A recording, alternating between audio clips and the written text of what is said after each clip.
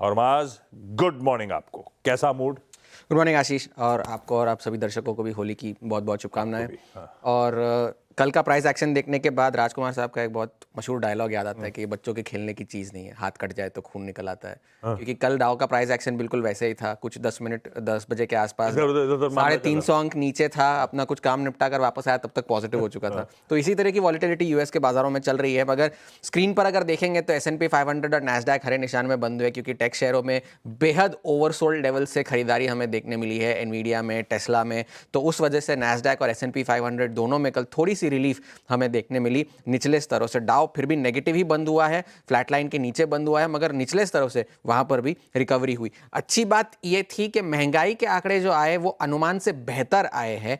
जो 2.9% का अनुमान था वो 2.8% का आंकड़ा आया है। और कोर महंगाई की दर, जिसमें जो खाद्य पदार्थ और एनर्जी की कीमतों को नहीं गिना जाता, वो भी 3.2% का जो अनुमान था उसके मुकाबले में 3.1% की जो है वो दर आई है कोर सीपीआई के लिए। मगर इससे जो है फेड के डिसीजंस पर कोई फर्क नहीं पड़ने वाला, क्योंकि ज्यादातर अर्थशास्त्री ये कह रहे हैं कि ये तो लैग से आता है, ये फरवरी का डेटा है, क्योंकि असली जो सारा ड्रामा हुआ है वो मार्च के महीने में हुआ है। तो इस वजह से ये सारा टैरिफ ड्रामा जो है, इसकी वजह से मार्च की महंगाई की दर इससे थोड़ी सी बढ़कर आ सकती है, ये अर्थशास्त्रियों ने वहां पर चेतावनी दी है।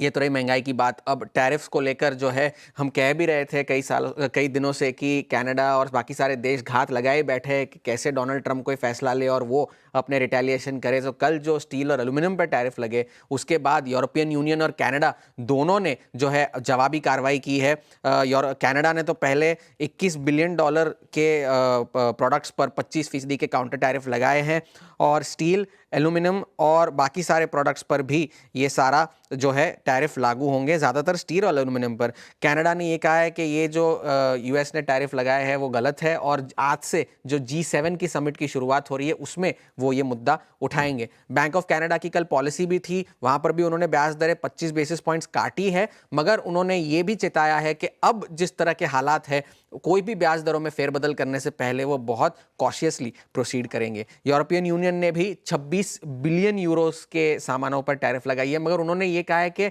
जो डोनाल्ड ट्रंप के पहले टर्म में टैरिफ लगे थे, जो 2021 में सस्पेंड कर दिए गए थे जो बाइडेन के कार्यकाल के दौरान, वो भी दोबारा लगाए जाएंगे, और उसके अतिरिक्त ये $26 बिलियन के सामानों पर टैरिफ लगाया जाएगा। और ये जो है 1 अप्रैल से लेकर 13 अप्रैल के बीच में लागू होंगे। तो अब तक उन्होंने ये विंडो छोड़ी है कि कोई नेगोशिएशन हो तो उस पर कोई प्रोग्रेस की जाए। किस पर लगेंगे tariff? Steel, aluminium, textile, agri products और होम अप्लायंसेस।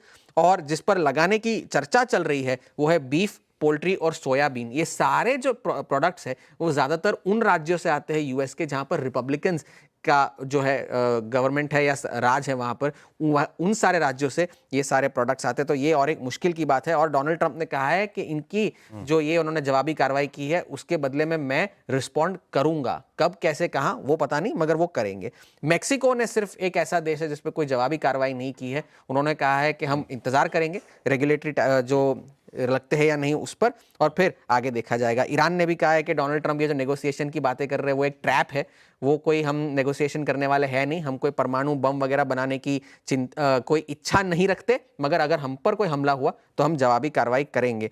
आज यूरोजोन के इंडस्ट्रियल प्रोडक्शन के डेटा आने हैं, यूएस में पीपीआई और इनिशियल जॉबलेस क्लेम्स आने हैं, तो वहां पर नजर रखनी है। तो हैंडओवर स्क्रीन पर देखे तो ठीक ठाक ही है, मगर कोई ज्यादा रीड थ्रू करने की जरूरत नहीं है। हो सकता है काफी दिन से पिट रहे थे तो आज थोड़ा सा रिस्पाइट, लेकिन हाँ, यूएस में as expected inflation cool off हुआ, और अपने अभी दोनों जो आर्थिक आंकड़े आए थे, प्रोड्यूसर साहब ने हेडलाइन में ब्यूटीफुली एक्सप्लेन कर दिया है, कंफर्टिंग है। आईआईपी, हालांकि बाजार उसको बहुत ज्यादा तवज्जो नहीं देता क्योंकि बड़ा डेटेड आंकड़ा होता है, जनवरी का आईआईपी आया है, लेकिन बढ़िया है, जैसे एक्सपेक्ट किया था। 3.4% से बढ़ के 3.5% से बढ़ के 5% के आसपास, 3.4% स्ट्रीट एस्टिमेट्स थे, और इसमें पूरा वो मैन्युफैक्चरिंग का पीएमआई जो अच्छा तूल दे रहा है उसका फायदा मिलता हुआ। दूसरा इंटरेस्टिंग, आप आइए फरवरी इन्फ्लेशन के नंबर्स पे, बहुत बढ़िया नंबर है, 3.61% पे फरवरी का इन्फ्लेशन का आंकड़ा आता हुआ, जनवरी के 4.31% के सामने, और एस्टिमेट्स थे 3.85 के एस्टिमेट से इन्फ्लेशन कम देखने को मिलेगा। और इस बार ये जो आंकड़े आए, आरबीआई के 4% के टारगेट से नीचे आ गया है।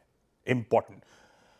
फूड इन्फ्लेशन आगे दिखाऊंगा, खाद्य पदार्थों की महंगाई रिड्यूस हुई, उसका खासतौर पर फायदा मिला, और कुछ हद तक बेस भी इंपॉर्टेंट था। पर ये इन्फ्लेशन के आंकड़े दरअसल 7 मंथ के लोस पे आके खड़े हो गए। पिछले 7 मंथ के इन्फ्लेशन के नंबर्स आपकी स्क्रीन पर आएंगे।